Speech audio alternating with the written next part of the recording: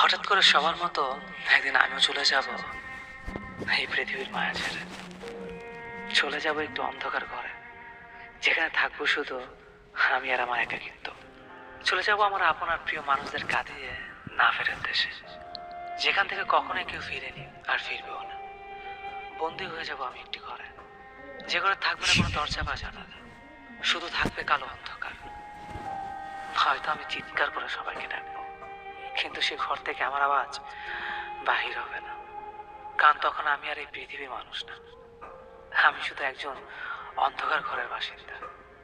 তখন আমার সবকিছু সীমাবদ্ধ হয়ে যাবে। চাইলেও মনের কথাগুলো আর কারো কাছে শেয়ার করতে পারবো না, কারণ আমি তখন একটি দরজা জানলাহীন খাঁচায় বন্দি থাকবো। এটাই সত্যি, আমি একদিন চলে যাব সবাইকে কাঁদিয়ে। রয়ে যাবে হয়তো আমার কিছু স্মৃতি, আর সেই স্মৃতিগুলোর মাঝে কেউ খুঁজবে আমাকে, কেউ বা ঘৃণা করে দূরে ঠেলে দেবে আমায়। আর ওপার থেকে এগুলো দেখবো আমি, কিন্তু কিছু বলতে পারবো না, কারণ আমি হয়ে যাবো একজন বোবা মানুষ। শুধু দেখতে পারবো, কিন্তু কিছু বলতে বা করতে পারবো না। কে কখন কোথায় মরে যাব কেউ জানি না।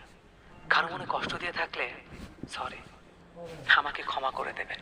মানুষ বলতেই ভুল হয়, ক্ষমা না করলে মরে গেলেও শান্তি পাবো না।